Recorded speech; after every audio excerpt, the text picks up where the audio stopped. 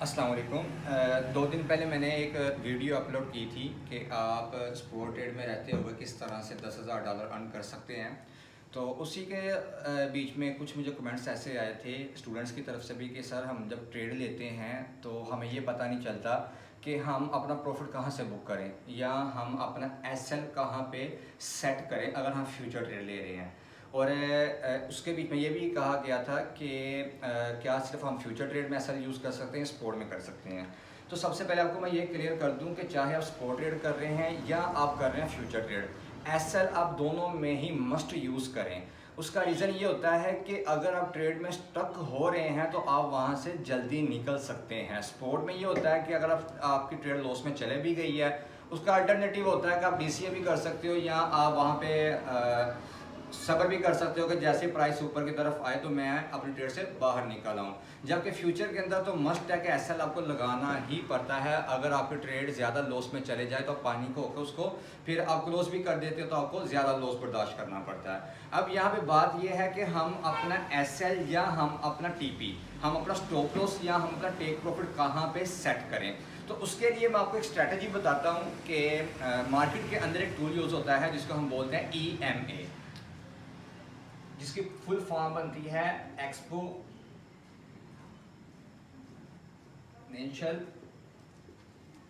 Moving average. अब ये है क्या चीज़ है, सिंपल ये होता ये है कि जितने भी दिन की आप लगाओगे, फ़र्ज़ करें कि आप टाइम फ्रेम इस्तेमाल कर रहे हैं 15 मिनट का और उसके बीच में आपने मूविंग एवरेज इस्तेमाल की है 15 EMA की। अब एक मूविंग एवरेज और भी है जिसको हम SMA बोलते हैं, सिंपल मूविंग एवरेज होती है। उसके बीच में और इसके बीच में किस चीज़ का फ़र्क है वो आपको मैं क्लियर कर देता हूँ कि सिंपल मूविंग एवरेज स्लोली चल रही होती है, जिसको आप ये कह सकते हैं कि वो 3G की एग्जाम्पल है। और जो EMA है वो 4G 5G की तरह है कि वो क्विकली वर्क करती है कि मार्केट के अंदर अभी क्या हो रहा है और वो उसको किस तरह से सॉर्ट आउट करते हैं। उसको सॉर्ट आउट करने का तरीका ये होता है, उसके अंदर अगर आपने 15 EMA की लगाई हुई है, 15 मिनट का टाइम फ्रेम है या 1 मिनट का टाइम फ्रेम है, कोई भी टाइम फ्रेम आपने चूज़ किया हुआ अपनी स्कैल्पिंग के लिए, तो वहाँ पे अगर आपने 20 EMA को लगाया तो इसका मतलब ये होगा 5 मिनट के हिसाब से पीछे वाली जो 20 कैंडल होंगी 5-5 मिनट की, उनका हाई और उनका लो, इस तरह से अगर आपने इस्तेमाल की है 20 EMA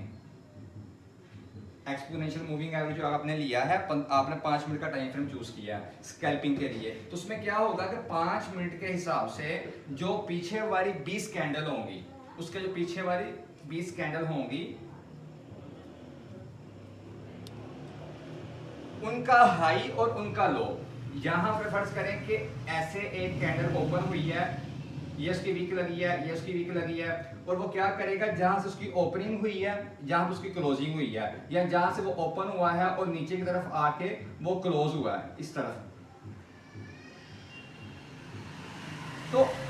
इन दोनों के बीच में जो एवरेज एक निकलती है ना, ये वाला जो टूल है, ये टूल उसको निकाल देता है और बता देता है कि मार्केट के अंदर इस जगह पे बाय या सेलर बैठे हुए हैं। तो इसलिए हम इस टूल का इस्तेमाल करते हैं और हम अब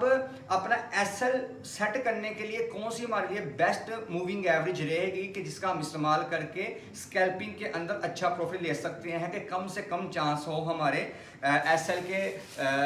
हंट होने के। तो उसके लिए हम क्या करेंगे, हम इस्तेमाल करेंगे यहाँ पे 3 मूविंग एवरेज को जिनको मैं रेकमेंड करता हूँ। पहले नंबर पे हम इस्तेमाल करते हैं 10 EMA, उसके बाद हम इस्तेमाल करते हैं 21 EMA और तीसरे नंबर पे हम इस्तेमाल करते हैं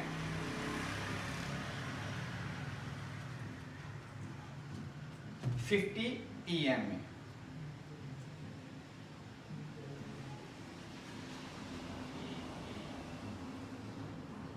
अब इसको मजीद अच्छे तरीके से ट्रेड लेनी हो अगर आपने, तो आप इसके बीच में 2 मूविंग एवरेज का मजीद इजाफा कर सकते हैं, आप उसको ऐड कर सकते हैं। तो वो कौन सी आ जाती है, एक 81 की आ जाती है EMA और लास्ट पे आ जाती है 100 EMA। अब होगा क्या कि आपने स्कैल्पिंग करने के लिए टाइम फ्रेम को चूज किया है 3 मिनट के, और रेकमेंडेड मैं यही करता हूं कि आप हमेशा स्कैल्पिंग को करने के लिए 1 मिनट, 3 मिनट या मैक्सिमम आप 5 मिनट का टाइम फ्रेम लो, क्योंकि स्कैल्पिंग का मकसद ये होता है कि आप वो थोड़े से टाइम के अंदर अपनी ट्रेड को क्लोज करना चाहते हो विद प्रॉफिट, तो उसके लिए आप कम से कम टाइम फ्रेम लो। अब आपने एंट्री कहाँ पे करनी है, जो सबसे मेन इशू आता है कि हम एंट्री कहाँ पे करें, हम एग्जिट कहाँ पे करें, जिसको हम ये कह सकते हैं दूसरे अल्फाज में हम अपना एसएल कहाँ पे लगाएं और हम अपना टीपी कहाँ पे लगाएं। एसएल मीन के हमारी जो एग्जिट है विदाउट लॉस वो हम कहाँ से निकल जाएं, और जो टीपी है उससे मुराद ये चीज़ है कि हम अपना वहाँ पे प्रॉफिट बुक कर लें, एग्जिट वहाँ से हम कर लें। अब आपने करना क्या है, एंट्री आपने कहाँ पे करनी है, आपने ये देखना है कि अगर तो ये मूविंग एवरेजेस इस तरह से चल रही हैं ऐसे ऐसे करके ना, उनके बीच में कोई इतना गैप नहीं है, ये 10 की है, ये 21 की है, ये 50 की है, और उसके बाद 81 की है, फिर आपके पास आ जाती है 100 की। अगर इस तरह से ये लाइनें जो बीच में आ रही हैं वो उनके बीच में गैप है, एक दूसरे के साथ तरतीब में चल रही हैं, ऊपर छोटी वाली है, उससे नीचे से बड़ी वाली है, उससे नीचे से बड़े वाली है, तो आपने क्या करना है, जो 10 EMA है इससे ऊपर अगर प्राइस है इससे ऊपर वाली की तरफ, तो आपने वहां पे अपनी एंट्री करनी है, यहां पे आपकी एंट्री हो जाएगी। अब होगा क्या कि जब प्राइस विक जो कैंडल की है, जब मैंने आपको पहले बताया था कि इस तरह से कैंडल्स बनती हैं, ऐसे किसी की विक्स बनती हैं किसी की नहीं बनती, वो अलग बात है, हम उसके ऊपर एक अलग से वीडियो बनाएंगे कि किस किस टाइप की कैंडल्स होती हैं, वो एक अलग टॉपिक बन जाता है। लेकिन जब होगा क्या कि जब यहाँ से प्राइस चल रही है तो ये विक यहाँ पे टच करेगी ऐसे, तो नीचे से उसके ऑर्डर लगे होंगे जिसको हम बोलेंगे बाइंग ऑर्डर, अगर तो प्राइस इनके ऊपर चल रही है ऊपर की तरफ, तो यहाँ पे टच करेगी, फिर ये ऊपर की तरफ ऐसे आएगी, यानी कि बूम करेगी, बोन्स करेगी। इसी तरह से अगर वहां से मार्केट ओवरबॉट हो चुकी है, बाकी के इंडिकेटर्स आपको ये कह रहे हैं कि मार्केट यहाँ से ओवरबॉट है, तो आप ये फिर नीचे की तरफ जाएगी, सेलिंग ऑर्डर ऊपर से होंगे, तो वो क्या करेगी, कोशिश करेगी इस मूविंग एवरेज को तोड़ने की, यहाँ से प्राइस नीचे की तरफ आएगी, फिर 21 के ऊपर वो हिट करेगी, यहाँ से फिर वो बोन्स ऊपर की तरफ करेगी। अब की बार क्या होगा, 21 के ऊपर जो बोन्स लगेगा ना, वो प्रीवियस जो ये वाली मूविंग एवरेज है इससे ऊपर की तरफ जाने की कोशिश करेगा, मजीद ऊपर की तरफ। जैसे आप किसी बॉल को फेंकते हैं नीचे, तो जितने जोर से आप उसको फेंकते हो उतना ही रिएक्शन ऊपर की तरफ देती है, तो सिमिलरली यहाँ पे ऐसे ही है कि 10 के नीचे जो स्ट्रॉन्ग आपके पास नीचे सपोर्ट है कि मूविंग एवरेज एक तरह से सपोर्ट और रेजिस्टेंस का भी काम करती हैं। अभी प्राइस ऊपर की तरफ चल रही है और सपोर्ट के अंदर हमेशा आपका प्रॉफिट हाई की तरफ होता है, आप लो से लेते हैं और आप हाई पे जाकर सेल करते हैं, तो ये स्ट्रैटेजी बेस्ट रहेगी आपके लिए सपोर्ट के अंदर, और उसके बाद बेस्ट रहेगी अगर आप फ्यूचर के अंदर लॉन्ग की पोजीशन ले रहे हो, और इसी स्ट्रैटेजी को आप फ्यूचर के अंदर शॉर्ट पोजीशन के लिए भी यूज कर सकते हैं, लेकिन करना वहां पे क्या है कि इसका ऑपोजिट कर देना। अभी मैं इसको वापस कंटिन्यू करता हूं कि जब यहां से ये बाउंस करेगा ऊपर की तरफ ऐसे जाएगी प्राइस, तो ये 21 वाली इसको सपोर्ट देगी,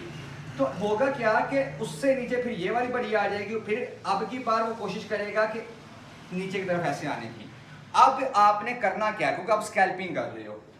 जब आपने देखा कि आपके 10 से 12 डॉलर 20 डॉलर आपके बन गए हैं, एंट्री की है आपने, तो आप क्या करो, वहां से आप अपना एसएल सेट कर दो। किस जगह पे, आपने कोशिश ये करनी है कि 21 वाली जो मूविंग एवरेज है ना, उससे प्रीवियस जो कैंडल होगी, जैसे यहाँ पे ये कैंडल ऊपर तरफ जा रही है, क्योंकि हमेशा जैसे जैसे वॉल्यूम आता जाएगा ये मूविंग एवरेजेस ऊपर की तरफ ऐसे ऐसे जाती जाएंगी, ऐसे करके ये ऊपर की तरफ जाएंगी, तो होगा क्या कि पहले जो कैंडल क्लोज होने से पहले जो प्राइस थी वो कुछ और थी, अब कुछ और है, आपकी एंट्री तो यहाँ पे लगी है और प्राइस तो आपकी यहाँ तक जा चुकी है ऊपर की तरफ, तो इतना जो गैप है आपके पास ये वाला, वो आपके पास बेसिकली प्रॉफिट है। तो आपने क्या करना है कि जहां से आपने एंट्री की और जहां पे उसको रिजेक्शन मिल रही है, उस कैंडल का आपने प्रीवियस लो लेना है। ये कैंडल है आपके पास और यहाँ पे भी एक तरह से कैंडल है, फिर उसके नीचे भी कैंडल है। फर्ज करें जो 21 वाली EMA है, 21 की EMA वो इस तरह से लाइन में चल रही है, पहले उसने यहाँ पे टच किया, फिर उसने यहाँ पे टच किया, फिर उसने यहाँ पे टच किया। अब क्या हो रहा है कि इस कैंडल तक आते हुए प्रॉफिट में आ चुके हैं, ये वाली कैंडल के ऊपर आते हुए आपने ये करना है कि या तो आप इसके लो के ऊपर अपना प्रॉफिट लगा दें, यानी कि एसएल आप लगा दें कि अगर यहाँ पे मार्केट टच करती भी इससे नीचे आती है तो मैं प्रॉफिट के अंदर ही ट्रेड से निकल जाऊं, या एटलीस्ट जो मेरी एंट्री बनती है ना मैं उसके ऊपर ही निकल जाऊं। या आप इसके लो के ऊपर लगा दें, या आप क्या करें, फिर आप वेट कर लें आगे वाली जो कैंडल्स बन रही हैं, अगर मार्केट की मूवमेंट आगे की तरफ हो रही है। तो ये एक छोटा सा फार्मूला है कि जिसको इस्तेमाल करते हुए आप राइट एंट्री कर सकते हो और राइट ही आप एग्जिट कर सकते हो। अगर आपको वीडियो अच्छी लगी हो तो इसको लाइक करें, शेयर करें, और नेक्स्ट जिस टॉपिक के ऊपर आप वीडियो चाहते हैं नीचे आप कमेंट करके बता सकते हैं। तब तक के लिए आप इजाजत दें। अल्लाह हाफिज।